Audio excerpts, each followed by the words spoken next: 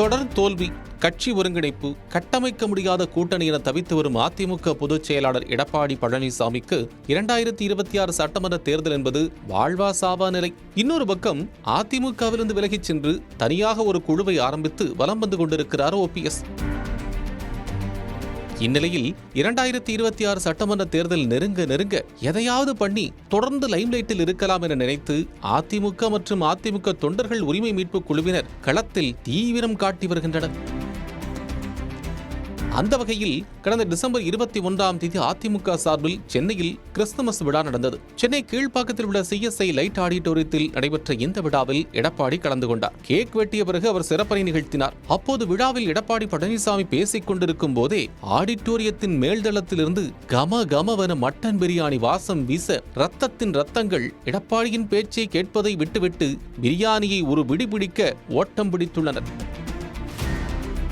தான் பேசிக் கொண்டிருந்த போதே எதிரே இருந்த சேர்கள் காலியாக எடப்பாடி உச்சகட்ட டென்ஷனுக்கு போனதாக கூறப்படுகிறது. எடப்பாடியின் கொண்டாட்டம் இப்படி முடிய, மற்றொரு புறம் EPS என்ன செய்கிறாரோ அதை அப்படியே நாமும் செய்து லைம்லைட்டில் இருக்க வேண்டும் என OPS தனக்கு பக்கபலமாக இருக்கும் அதிமுக தொண்டர்கள் உரிமை மீட்பு குழுவினரிடம் திட்டவட்டமாக கூறியுள்ளதாக கூறப்படுகிறது. அந்த வகையில் கிறிஸ்துமஸ் விழாவை சிறப்பிக்க EPS சென்றதைப் போல அதே நாளில் அதே ஏரியாவில் ஒரு கிறிஸ்துமஸ் விழாவை நடத்தியுள்ளார் OPS.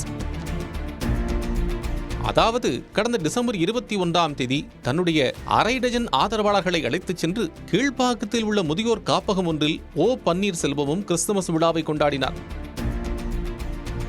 அந்த விழாவில் கேக் வெட்டி அனைவருக்கும் அதையும் கொடுத்துவிட்டு பின்னர் அனைவருக்கும் உணவளிக்கச் சென்றார் OPS.